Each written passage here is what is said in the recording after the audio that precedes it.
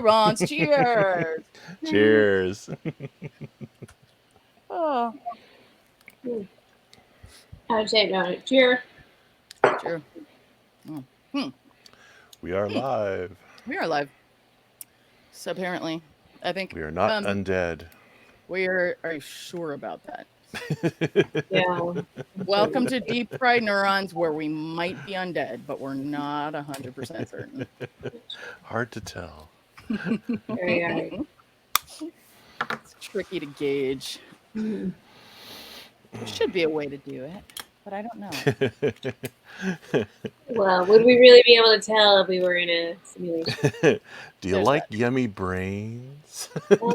No zombie joke. Are they gummy brains? Are they yummy gummy brains? Because that sounds Ca- awesome. Carolyn's a vegetarian zombie. She likes grains. Oh my gosh, I've heard that before. It's just as bad now as it was the first time I heard it. Yes. Always. Always awesome. What are you drinking, Todd? Let's jump right in. I'm drinking a kind of fancy red wine tonight, I think. Let me pull it out of this awesome little handmade cozy that I used to bring it back to the lab. It's Porta Plata from Catalunya. Ooh. It is 60% Tempranillo and 40% Grenache grapes, and it's got a really cool textured bottle top. Looks like grapes on top. I don't know if you can. Let me see if I can zoom that in. There you go.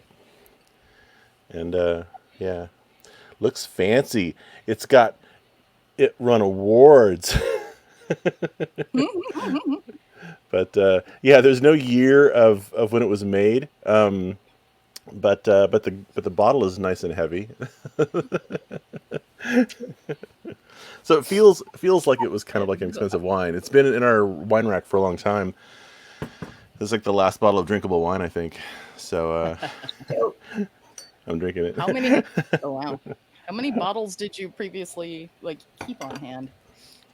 Oh, like no more than 4 or 5. But we got this sort of wine rack thing that was a sort of prototype for an early product idea in a long time ago, and for that prototype, I ended up getting a bunch of really crappy wine. This is back in 2006. A bunch of crappy wine that we used to demo the wine idea, and they've since sat in the wine rack since then, kind of scarily being just dissolving into whatever they dissolve into when it's cheap wine that's 10 years old, 15 years old. I'm not drinking it. Yeah, I've tried a few times, and yeah, they're all really bad. Yeah. So mostly this is why Todd drinks new wine from Trader Joe's. Did we break Barb? Oh, I don't hear Barb. Yeah. There she is. No. No. I think we You just broke her by talking about 10-year-old wine. No, what broke me is the text that I just got. That Ruth Bader Ginsburg passed away. Yeah. Oh no. Yeah, I wasn't going to bring it up until after the show. I just read it. Yeah.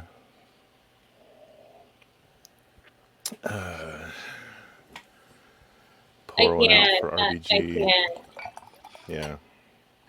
Who sent you that text? They're very rude. Thanks, Jay. Hey, what the hell?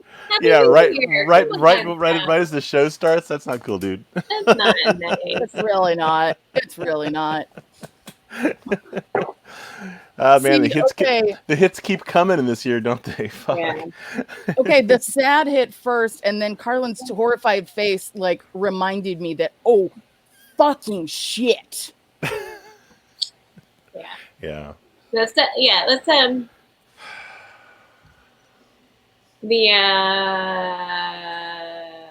are multiple different timelines spinning out from this moment. We'll find out which one we're in. It's true. We're already in the alternate timeline. No. I mean, there are many. There are multiple timelines. Yeah. Infinite timelines, and we'll find out which one we're in. Soon enough. I've been saying for years I would give extra years off the end of my life so that she could keep going a little longer. Totally. Yeah. Yeah, I was hoping that she would at least make it out of this year.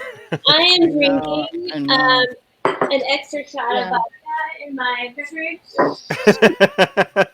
Yeah, that's probably valid. I had sort of like carefully rate limited out like a very conservative amount. So Yeah. I'll- I do have more beer downstairs, and I literally just cracked this bottle open, so you know. yeah. It's like, this will be gone in short order. But I am making significant work. That's the Tito's instead of the which is I didn't use the good Loft and Bear vodka in my drink tonight. I used the Tito's, which is decent, but not. It's no Loft and Bear, and it's. We ran some errands earlier in the week on South Lake and crossed in front of Tea Pumps, which is this like boba tea store that people are like super excited about. There's like always this crazy line out in front, and I never could understand why there's a crazy line. Always these kids just like lining up, and we walked by it, and there was no line. But there was this one like incredibly bizarre lady ordering like this really long, really elaborate. She also apparently was struck by the fact that there was no line and decided to go into this really long, laborious conversation with a border person about like, what she should get and what she should bring her friends' kids and blah blah blah. So when we get up to the front of the line, I saw that they had like pre-mixed options, and I was like, I'll have one of those. Great. Turns out those pre-mixed options, I didn't think this through, are sweetened. And they are like super sweet. So I have saved mine. As a drink mixer. To use as a mixer with alcohol. So it is sufficiently sweet that I can cover up the extra alcohol. So what it was like black tea, and what were the flavors? Well, mine was I guess mine was black tea. Plum, strawberry, black tea. Ooh, and then vodka. And now vodka. Put in a blender with ice. Yeah, that's not bad. Yeah. Probably paid $30 at some fancy restaurant for that. And tears. There's going to be tears. I was going to say. Yeah. I'm already getting there. Yeah. Drop some tears in my rosé. So you're drinking a rosé. We're both drinking pink drinks. Pink drink. Pink drink. Nice. I'm drinking the Sophia, the Coppola stuff. Ooh. Rosé, Monterey County, 2018. It's decent. Well, in a couple of years, we'll have a bunch of smoked wines to choose from. Oh dear. Smoked wines. Yeah. It matches my shirt. It's gonna match my eyes in about a few minutes after we end the stream. Ah! Oh God. So what did you work on this week, Todd? Yeah. What did I work on this week? Yeah, I'm working on it. Sure. So, a couple things. First is, as you might recall, my little synthesizer module I'm working on has a top part that has, upside down, that has a rotary encoder, 2 buttons, and 2 potentiometer pots. I have a second one that I've hooked up and is is being driven by a little itsy bitsy, whatever you call it. But this lets me experiment with some of the UI ideas that I've been playing with. Like what actually, because I don't really have any idea yet. What does this knob do? What does this knob do? What does this button do? And so this lets me start experimenting with that. And then like, what do the LEDs mean? Because the module has 8 neopixels in it. And so this little crazy assemblage actually works pretty well. And it's been fun exploring the UI just without having to worry about what it's actually physically putting out yet. I'm thinking about just purely what are the what's the parameter space that I want the person to be able to move around in, and how are they going to move around in that parameter space. And so that's been fun. And then the other thing is I got the physical PCBs for my little module. I haven't soldered them up yet because, motivation is at all-time low. But I got these a couple days ago, and they pretty much look and work exactly like what you'd expect. So once I put parts on them, hopefully I can actually try out to see if it actually works. But one of the nice things about getting physical PCBs, you can check to see if all your little footprints, all little solder points where things go, if they're actually the right size, because they have to be very specifically sized. And if you can, I don't know if that'll focus. One problem is the knob up here, which has 2 big holes to the left and right. Those have to be a very specific size for the little mounting tabs of the encoder, and they're actually too small. So it's a good thing to learn now before I say if I want to make 100 of these. I have to figure out why this is small, because this is a really standard part. So what random Eagle library did I get this knob pattern from, and I have to sleuth out what did I do wrong there. But yeah, so at some point, hopefully maybe by next time, I'll have this actually wired up and doing something interesting, but I don't know. Don't count on it. And so that's really pretty much all I did. I did do a little bit more. I did do a little bit more on the 30 Sounds project from last month, just making more, continuing to make more little sounds. And You so that's fun. No. No. Read the We blog need post. it now. You can go there. No.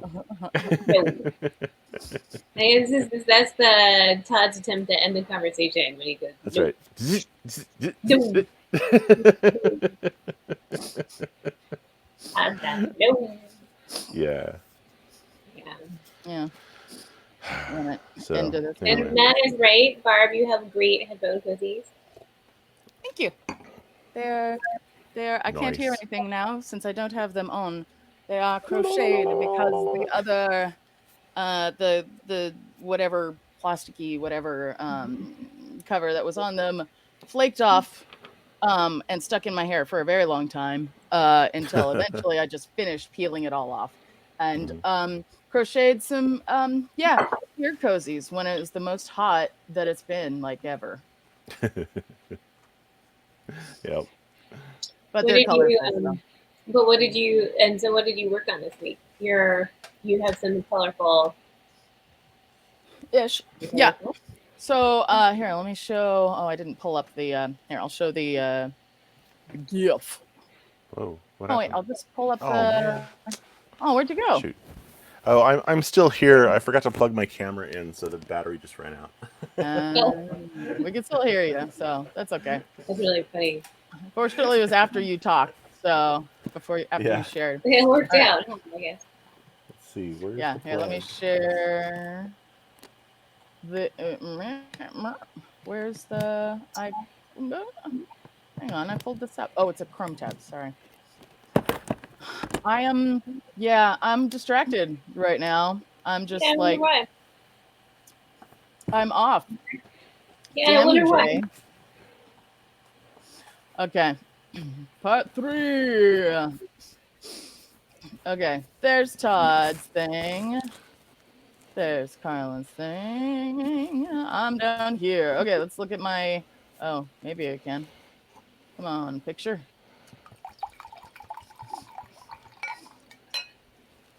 So... I'll throw it up. the letters. I froze. My back. Okay. You're back. The GIF is not. Okay. There it is. There it is. Okay. Yeah, I got the rest of the letters. The rest of the letters up and running, and I've managed a way to get them all to be connected with this big bizarro thing, lever linkage from between the C and the U. But Good. They're connected. It's already bizarro. It's a mechanical curio. That's kind of the point. Yeah. So I was like, okay, if I've got 30 days on this, I got to actually start making this thing physically in person. So I did. I laser I laser cut the C and the U. And I didn't get to make the like thing that was better, that was like any kind of decent backing. And I need to, there are some additional parts that I need to make for the U. So hang on, let me get this in the right spot and hope that it doesn't break, because this is like the most janky, like super sketch thing ever on just Hey, but like it's real. whatever random. I know. It's in person, which is great. It's on like the weirdest little piece of cardboard. It wasn't quite this weird, except that I started cutting out pieces from it to start like padding up the U, because it needed something to, kind of brace it behind. And then also guides on the sides to hold it. Yeah. Yeah. So, oh, come on, get in there. When it's like in the right, like when I eventually get it there, it'll be fine. But it does kind of Oh, look at that. Yeah. work. Oh, that's awesome. It does kind of work, which I'm pleased about. Yeah. I'm kind of intending on having. I need to adjust like either the size of the holes or the screws that I'm using, because the intention was to have the I be powering everything if I can get everything going with just like one single motor. Mm-hmm. But that would mean that the U has to move everything, and it just barely touches Oh yeah. the Yeah. seat. Yeah. So I got to work on that. Yeah. So I need to, I need to not have as much play in those. But I can. And the whole word's do that. going to be over curiousness. Yes, that's correct. It's actually a whole long line. It's like a very very long quote about half a page at 10-point font. So I can get that done in a couple of days. I figure. I think you should make a series of them. It's like cur is a word, right? CUR. Like, is that a word? I don't know. It seems like it's a word.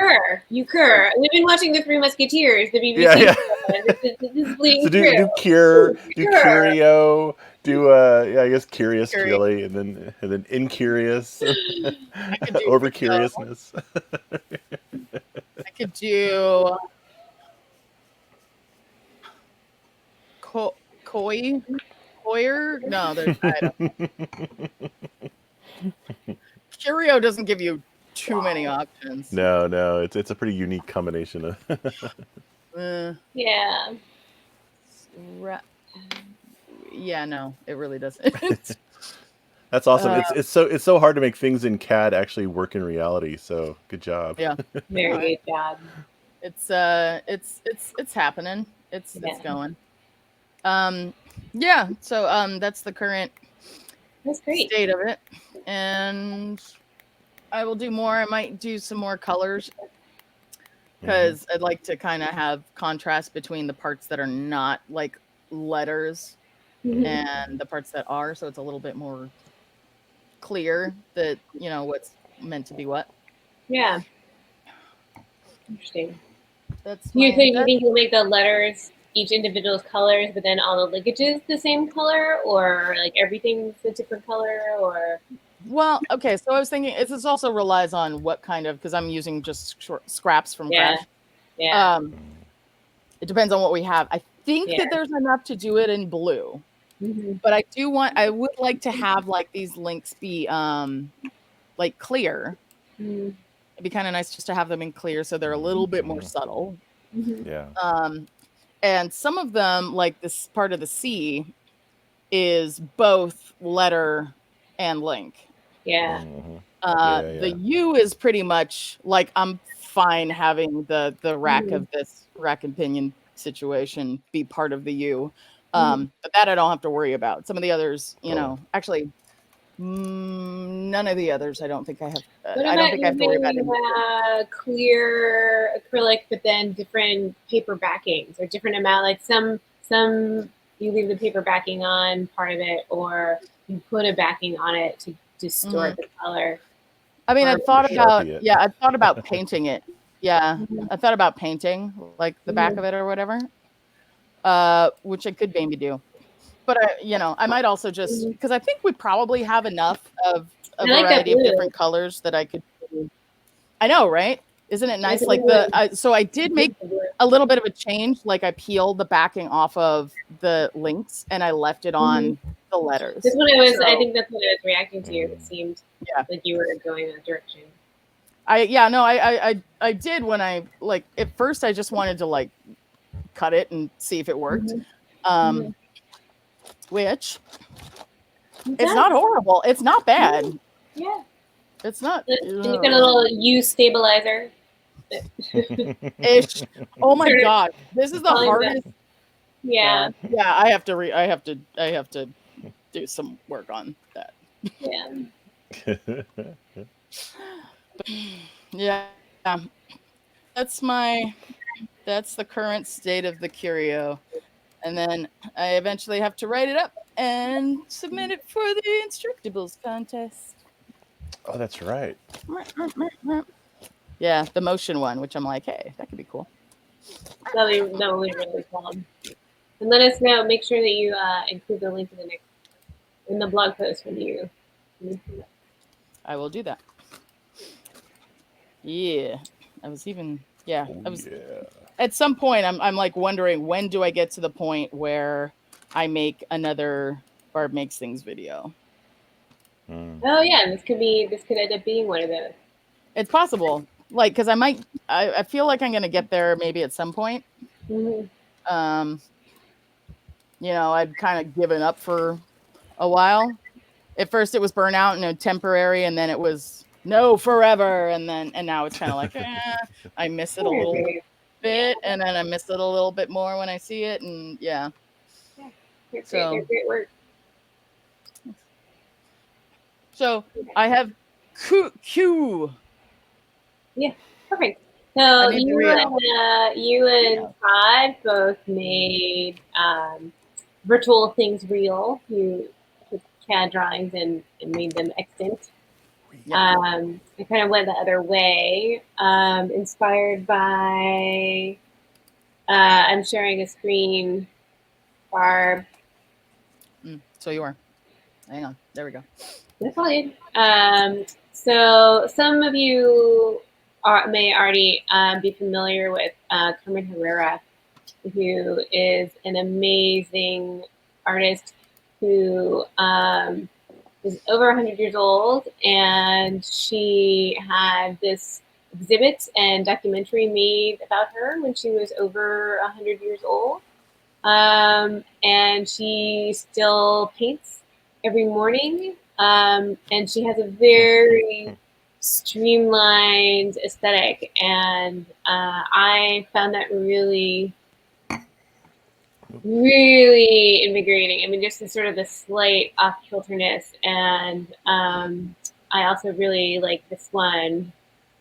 I spent a long time just like staring at that, and there's just like the slight irregularities, and her proportions are flawless.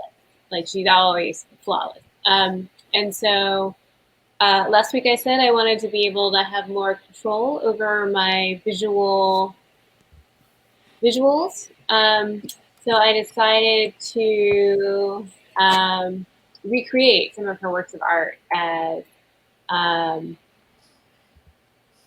as Swift UI elements to see where I could go with that, and I will need to share then something new. Oh, it's not running. No. Okay. I guess I Do a closed it. dance, Todd, while we wait. Say what now? Do a dance. Interesting. Why isn't it showing? Oh, what I Here we will go. tell you. Oh, never mind. All right. Mm. Sorry. No, Sorry, it was just below the fold. okay. Here we go. Now I want to know what he was going to tell So us too. Like Fake under the phone. iPhone. Hmm. Ooh. There's this Carrier. one, That's a good one. and this one. Hmm.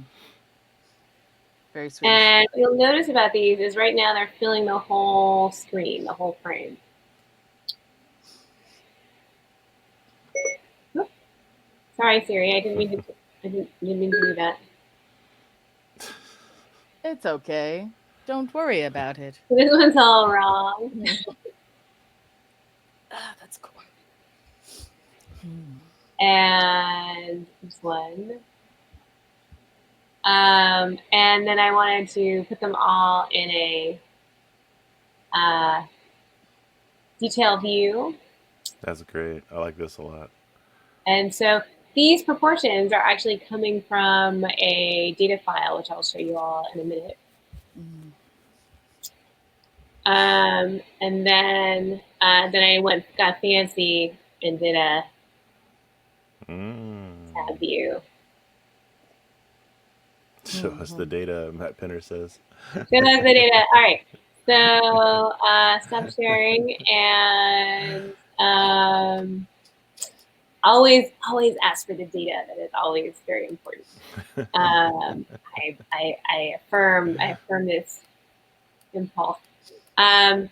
So in the tab view one, this is the content view. Too small. Make Sorry, bigger Xcode just font. changed like as of like yesterday. Xcode just changed. So my everything's different. I don't even know if I know how to do a bigger font. Usually Command plus, but who knows? Can you zoom in by pinching?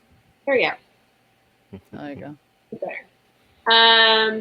So it's all listed as tab data. So there's a for loop that works through an array of works. And you can see that each work has a size in centimeters. If I only know inches, if I'm only given inches, of course, I overloaded that function.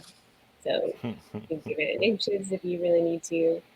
And then when it's called into the work detail view, it uses something called a geometry reader to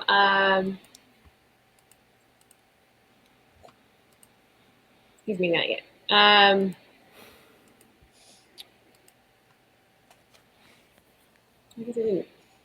The work just fits in.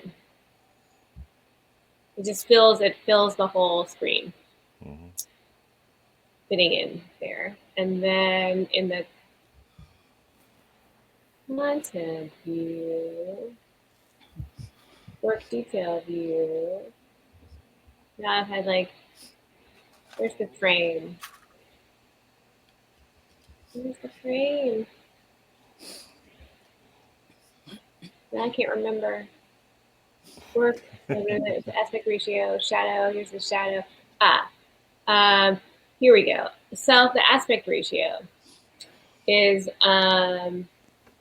determined in the work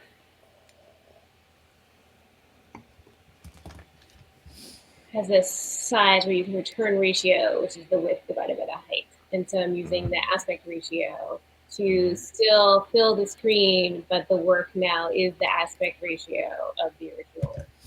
Mm-hmm. That makes any sense at all. Mm-hmm. So I'm sort of jumping right in as if everybody understood what's going on. This is as of like yesterday, everything's a little different. But these two files, the app delegate and the scene delegate files, have been replaced now with something called an app file. Because of the new Xcode, you mean? The new Xcode. The new Xcode got released yesterday.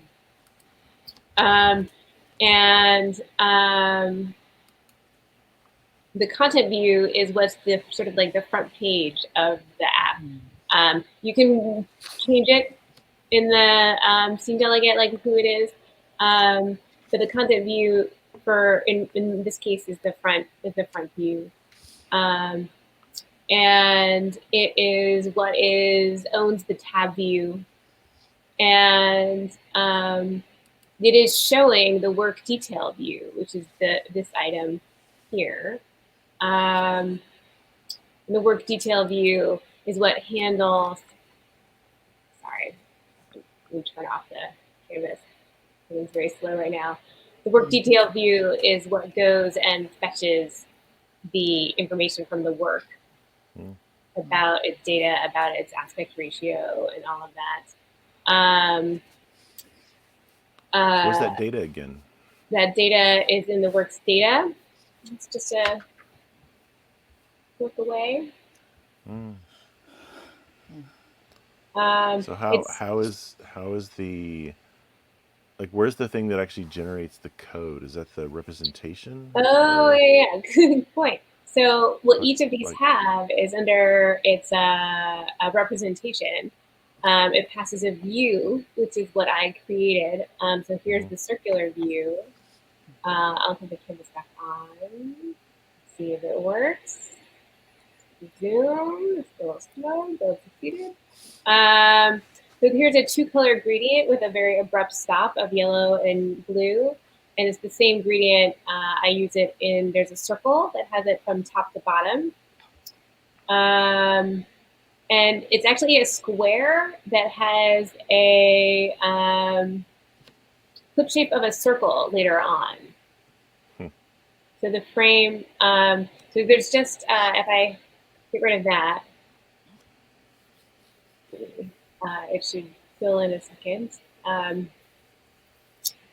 Why it's so slow? Too much going on my poor computer. No, yeah, it's because you're also like streaming that. Yeah, streaming it. Also have that. Everything's on. The rondo over there we go. So when you take away the clip shape of the circle, it's actually a rectangle. The linear gradient is filling the whole screen. And then the rondo overlays 2 diamonds of different diameters with the gradient going from top to bottom and one going from bottom to top. That's hilarious that like you're thinking of these as gradients when it's just 2 colors. I mean, it's clearly a gradient, where like the step is one. Step, yeah. Yeah, I wanted to practice with gradients. Also, this one, I think actually the real name of this is Beacon. I wrote this all as gradients, as a gradient, as a radial gradient. And so the radial center it's a little off center. Using this unit point, and it's sort of like spaced around. I think this was based on a work that she did in the 60s called Beacon, but they say they don't know where that one is. And this picture, this one was in the back of her Twitter. The tweet that I saw originally talking about her, I haven't been able to find it. This color grouping is one that she used in the 80s, which is why I assigned the date to the 80s in the data of it. But I don't have a lot of information about this one. What I did learn is that gradients are not what I want to use for this sort of thing in the future. You can't totally tell, but you get a lot of fuzziness as the gradient expands. So what would happen for example, if I did this as, these two are the same, let's make this. Let's make this go up to 90. Maybe we'll see it.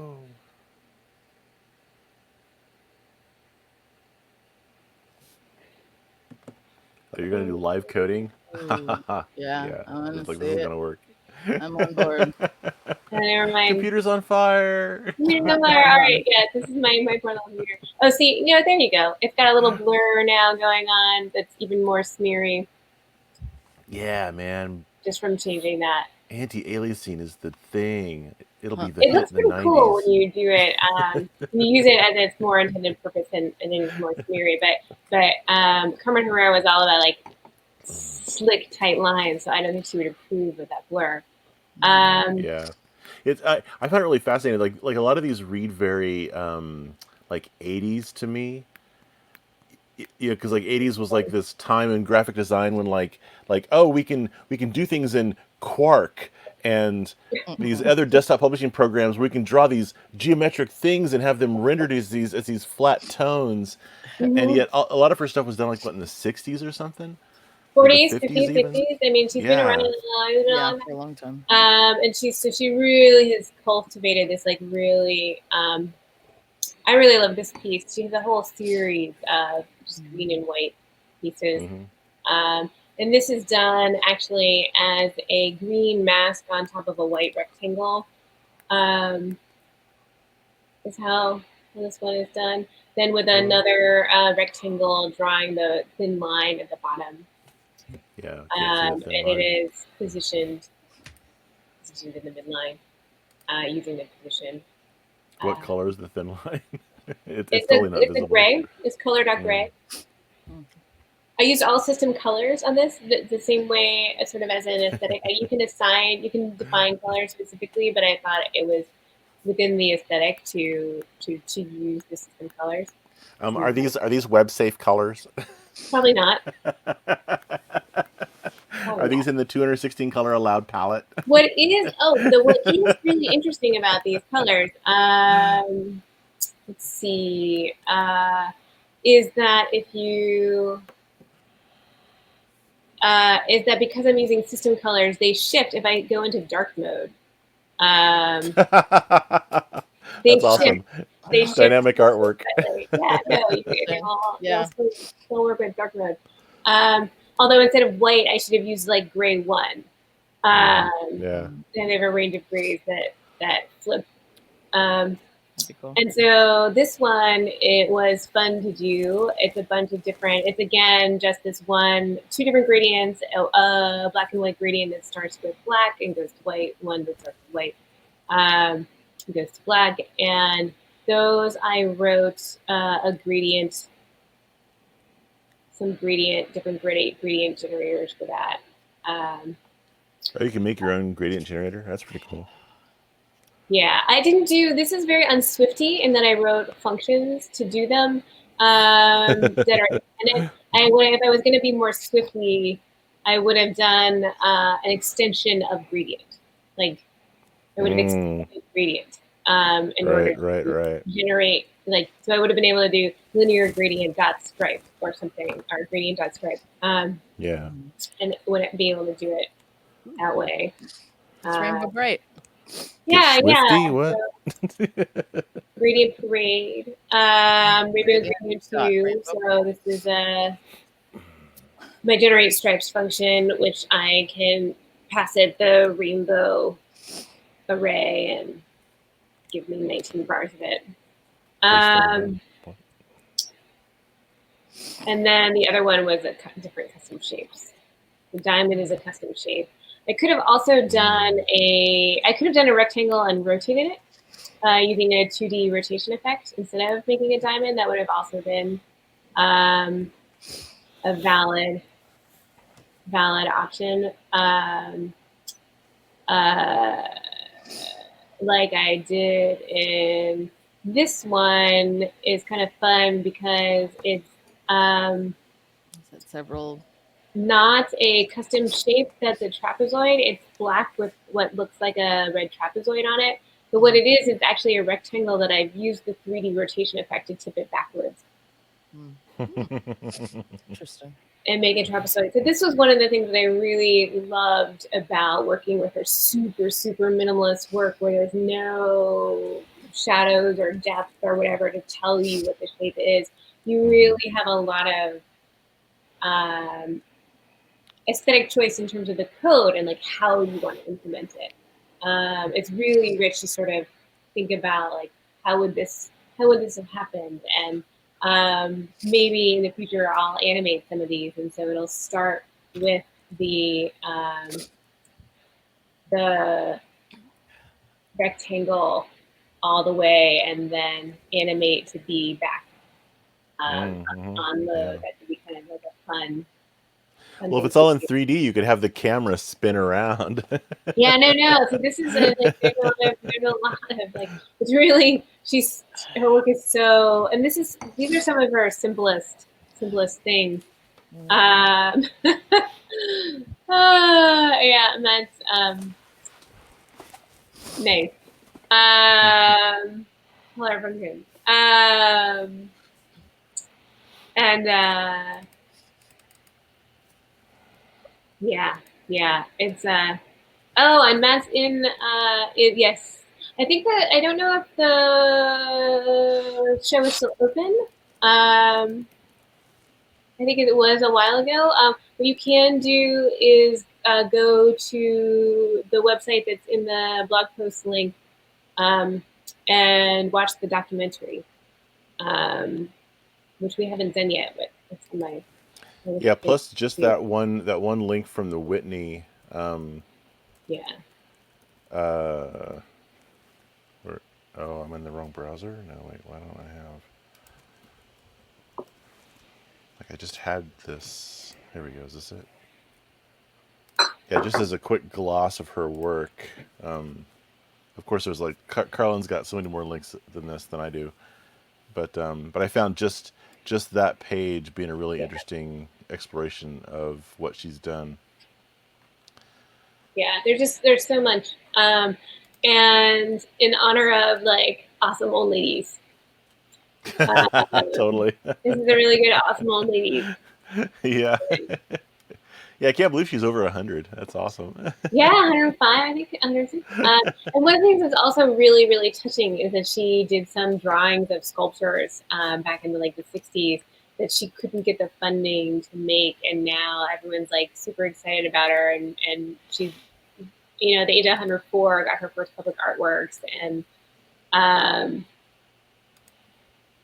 yeah, and it's just none of these really do the same justice, but a little bit the one that I think is actually a derivative of her work called Beacon. Um, uh, these, when I tried to make the placement of these lines, when I was looking at the picture of it originally and looking at the placement of the lines, I mean, she really picked these locations. They are exactly right. And you get them just even a little bit wrong, and it looks completely wrong and not nearly as effective. And so many of the works, particularly in the Blanco y Verde series, are just, it's like going to church. There's like a room of just all of these paintings, and you're just like, it's just elation and like tension and resolve, and yeah, she's good. She's good. She's good, and it's a real privilege to be able to try to learn from them by recreating them, which is what art school is basically. Trying to Totally. recreate the works of the. Are you sure? Because I'm pretty sure that green triangle was like the third level boss in Galaxy Invaders 5. That might also be true. Many things can be true. Sorry. No. It's I'm sort of being I think her work is uniquely suited to as a great sort of tool to explore the graphic space of Swift UI. Yeah, Because it's it's like you also, don't have to worry about too many like complications. It's all very direct. but it's specific. Yeah. It's direct. And it was actually fairly challenging to figure out. Excuse me, it wasn't that challenging, but it did give me a few moments of pause. Is once it's embedded in the work detail view, well, her work is like all about flatness. Once it gets into the work detail view, I put a drop shadow around it, and how to make sure that that drop shadow doesn't pass through to the doesn't pass through to the subshapes. Oh In yeah, because you don't want the green triangle to have a drop shadow. Yeah, so the way these modifiers work is shadow is the outermost layer, basically, and everything before shadow gets shadow applied to it. So shadow owns aspect ratio, which owns the work representation. Um, and so in some of the work representations, I had to specifically blank out.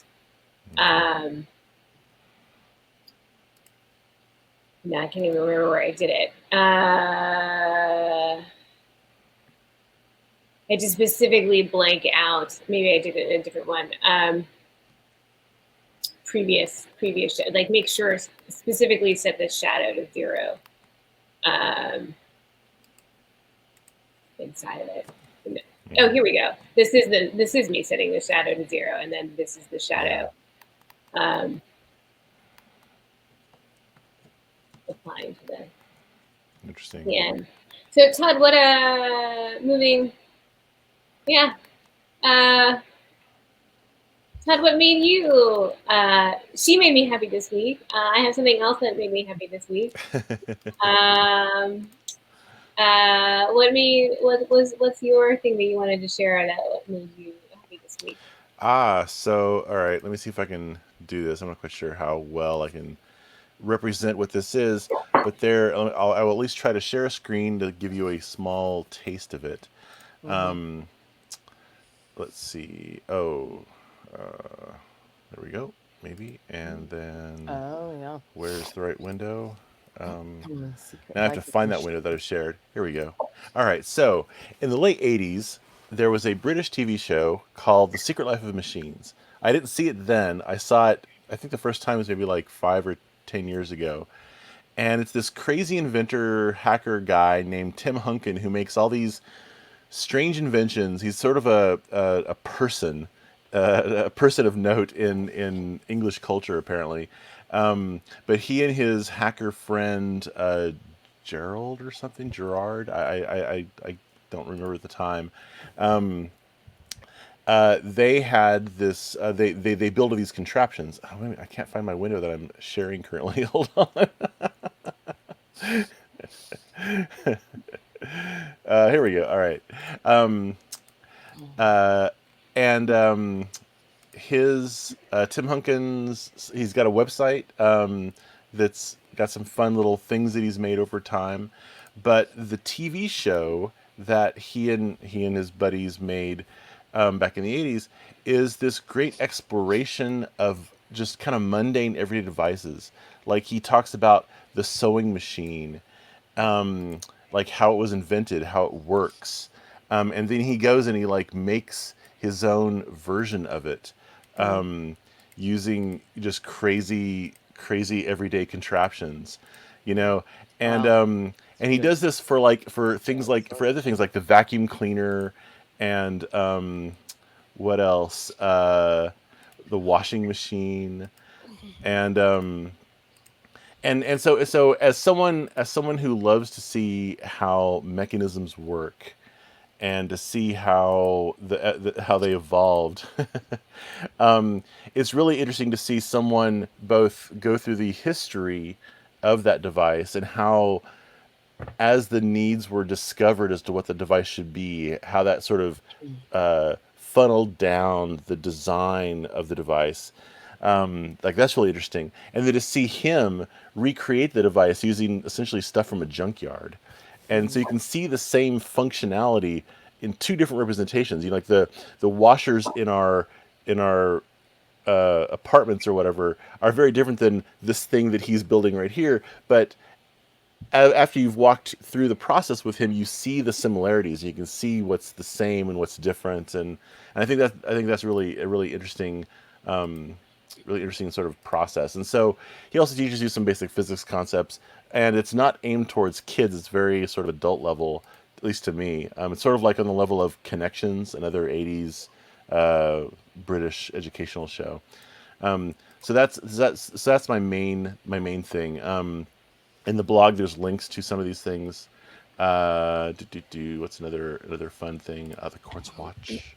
Um, but um, but the other thing that I wanted to quickly bring up is Neon Retro Arcade.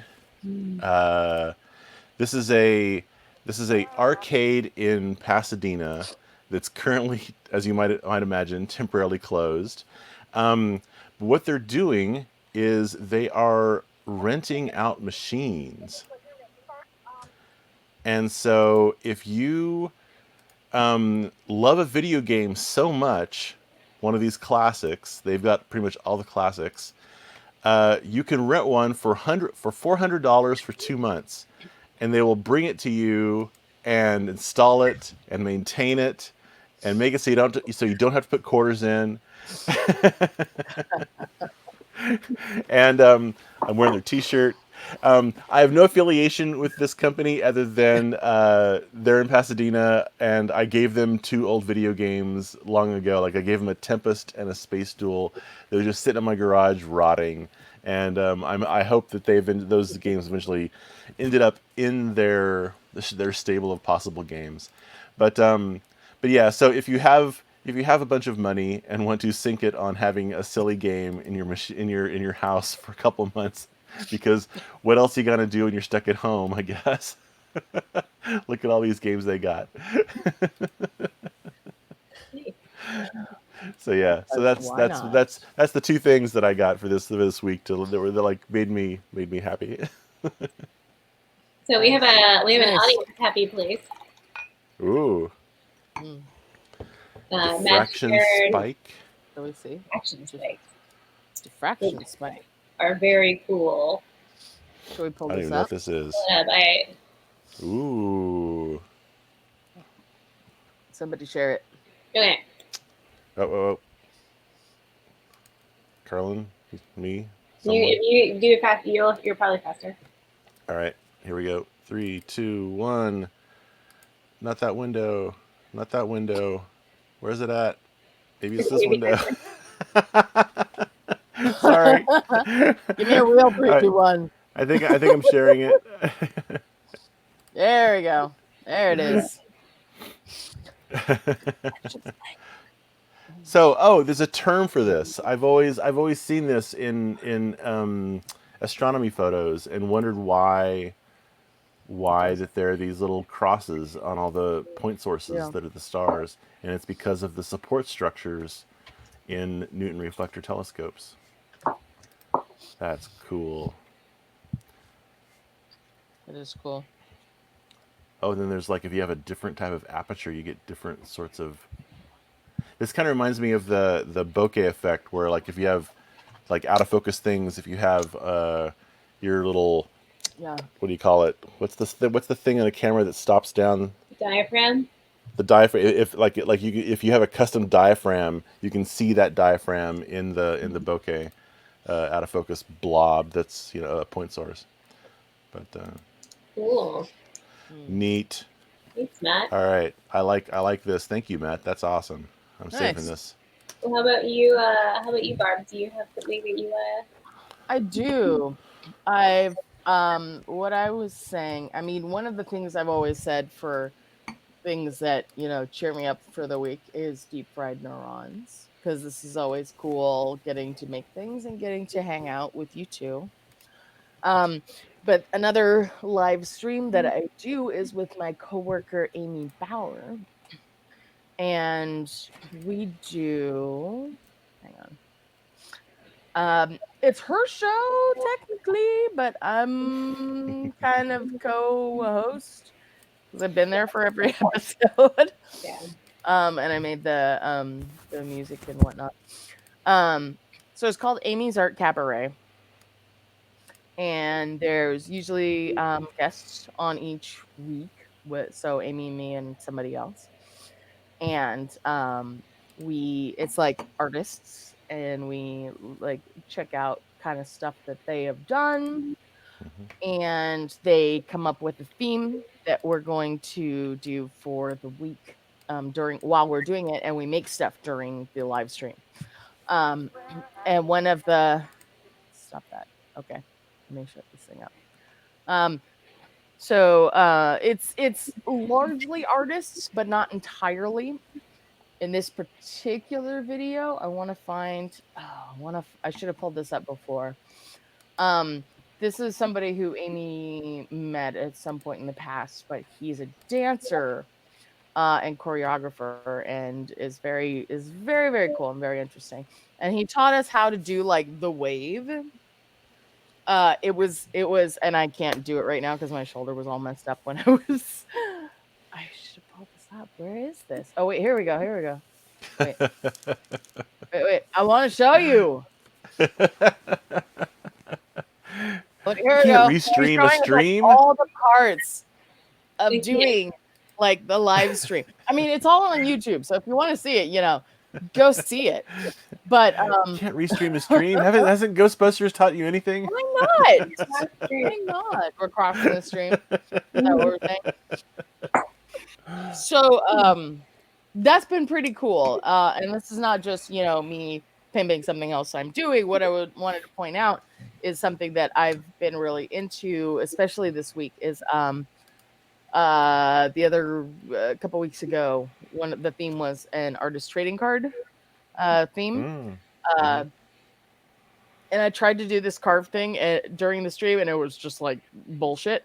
But after that,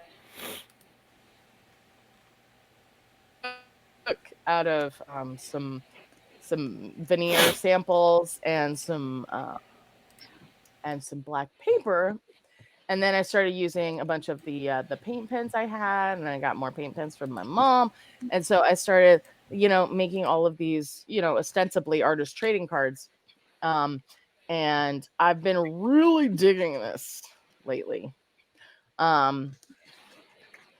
Look, come back. Yeah, there's that, and there's that. Yeah, This those look really great. Yeah, I've been having fun with it. And like the cool thing about like paint pens, like you can just go over it again, and I've got black paint pens, so I can like effectively erase it. And this thing is just fun because I like the geometric stuff. And then the kind of dancing. Oh no, did I go away? No, no, My you're bad. A there. little bit. These like dancing flame creatures with this slightly mid-century modern vibe. And other whatevernesses. That's the right term for it, right? And then when because we have we don't tell you all about our stuffs, but Wednesday nights we meet up and we talk about our projects and how they're going. And Carlin told me about Carmen, and I was super inspired, and so I made a thing kind of inspired by her, and that was fun. I like that because I'm into the geometric stuff. So yeah, that was inspired by her, and then I started like scrawling on the next page after the RGB thing. So REG other way. Yes. So that's my nice thing this week. That's a good. I was super That's a good excited nice to thing. hear that Carmen Herrera inspired you as much as she inspired me. It's just very cool. I really liked seeing that, and like a lot of I didn't study art. I grew up with an artist for mother. So like I was exposed to a bunch of different media, but and some amount of, various artists, but not to the extent of somebody who's been through art school. So I don't have the same understanding of it. So yeah, but art school leaves a lot of people out. Yeah, well, I mean, this is you would not have learned about Carmen Herrera in art school because she didn't actually get recognition until very recently. That's true. Really?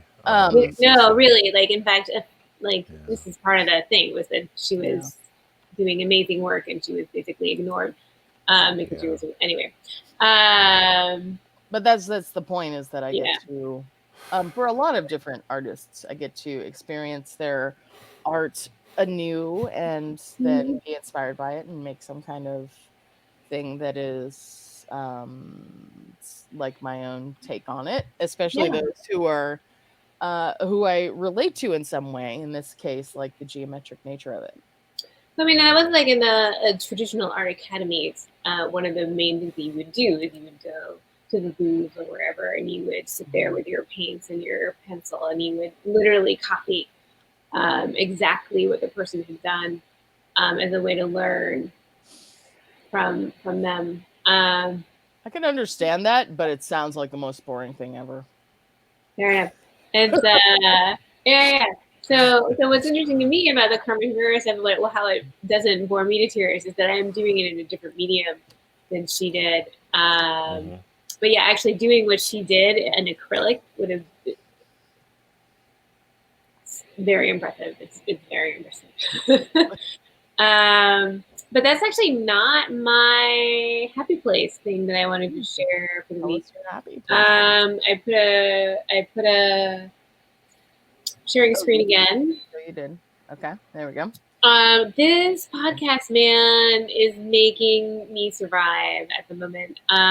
This is Baron 2 and it's How to Citizen, and I think it's such a powerful podcast. And that his first, and they really set the tone in the prelude. I kind of love him for starting at Index Zero, which he makes an Index Zero joke at the beginning of that first podcast. And I'm like, I love you, man.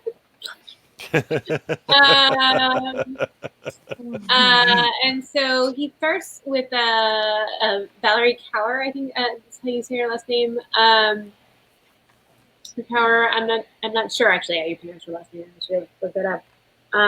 And to set the tone of defining citizen as a set of how did she put it, a set of responsibilities, a set of callings on how to show up in the world with bravery, integrity, and dignity. And also labor for justice is an act of joy. And her whole thing, and he leads his whole podcast with this guest, is radical love as how to citizen, basically, is her thing. And moving from resistance, which is in opposition to something, to reimagining. And she's a Sikh, and so her activism started post 9/11 when a lot of hate crimes against Sikhs, because people didn't understand that they weren't Muslim, and even then that still would have sucked. It's like, there's miscellaneous brown people who are different. Let's fight. And that's where her activism was born from, and she talks about it being for the long haul, because she thought there was going to be this like balance and then it'd be over, but 20 years later they're still going, and how you really need to put joy and love at the center of your activism, if you're really going to be able to do it for the long haul, and not have it distort who you want to be. Totally. She doesn't quote Audre Lorde in this moment, but she's clearly inspired by her. Like, don't let the masters, you cannot use the master's tools to dismantle the master's house. You have to come up with something more radical.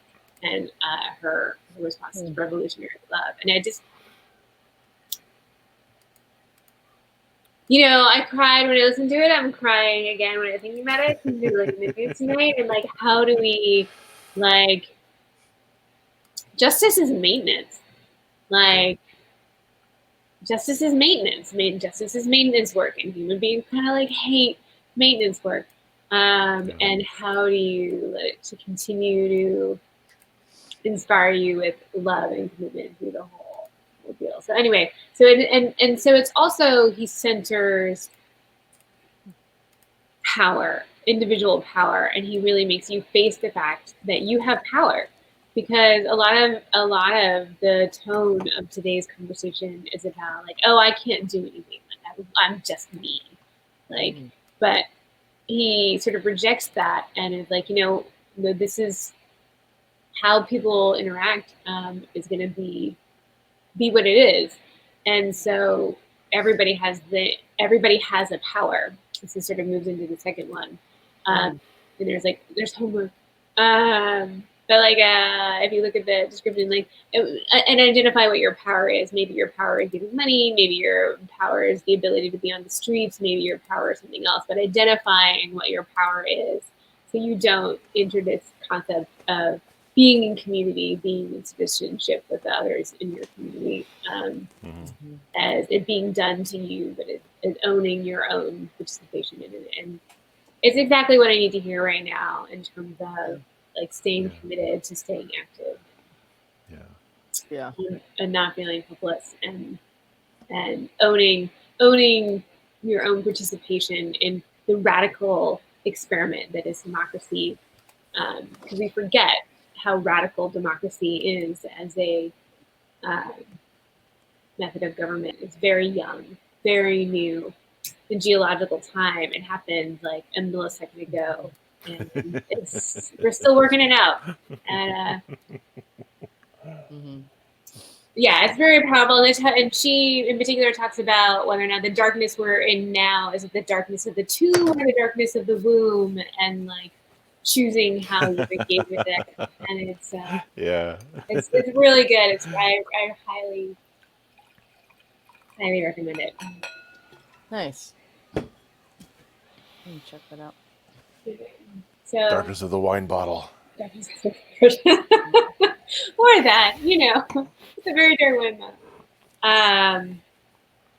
Anyway, Whoa. we may or may not be back next week. We're still debating that. And by we might not be back next week, we mean like just next week. This next week. Yes. Yeah, not like we need to take a week next off week. Next week. Yeah. We're trying to figure out whether or not we'll pre-record or something. But at the very least, we will be definitely back on the 2nd of October. At the latest, to sort of sum up our September podcast. Yeah. We get to start to be spoopy soon. Ooh. Oh yeah. Oh, we can talk about that. Should our October project be? Should we go for a Halloween themed spooky project? I'm gonna actually try to literally raise someone from the dead.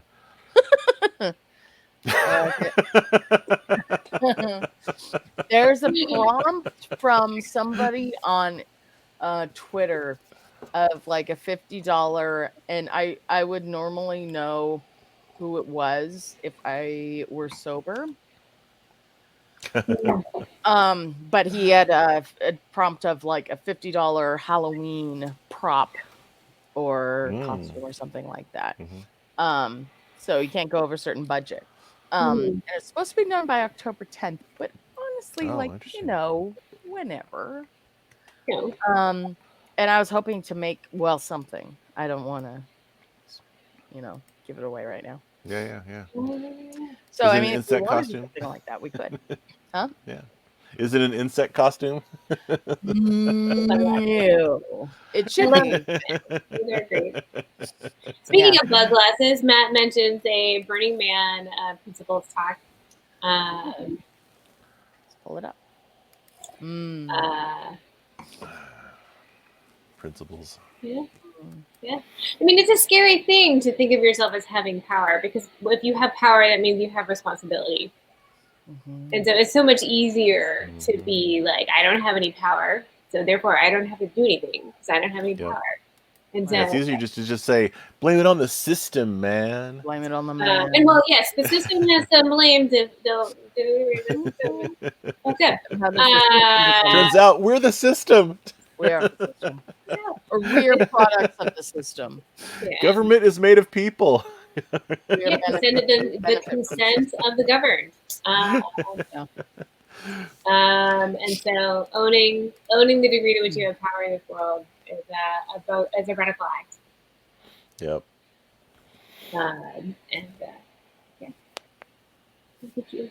All right. Well, I have two things. I have two things from people that I follow on Twitter who are much more better with language than me. One is that RBG fought for 87 years. We can fight for another 46 days. And 2, vote like she's fucking watching.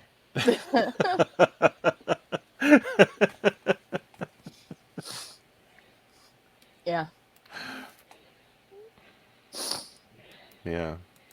Actually, this is a really good moment to mention.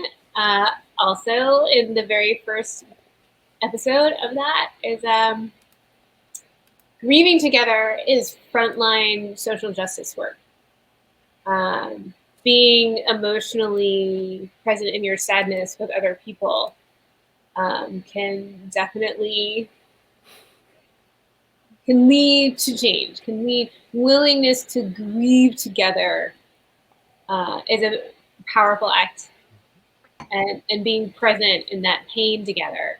Being present in pain is a really powerful act. We don't Yeah. like pain as a species. We're like designed. Especially if you're a guy, you're not supposed to show that. No, especially I mean that's one of the toxic masculinity. It like does a Yeah. lot of damage. Um, it's so being willing to be present in grief, being willing to be present in pain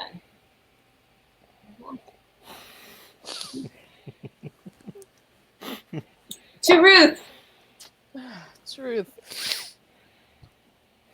See how I'm on empty, but okay. yeah. All right. Thanks for watching, folks. We'll see you in either a week or 2 weeks. Cheers. Cheers.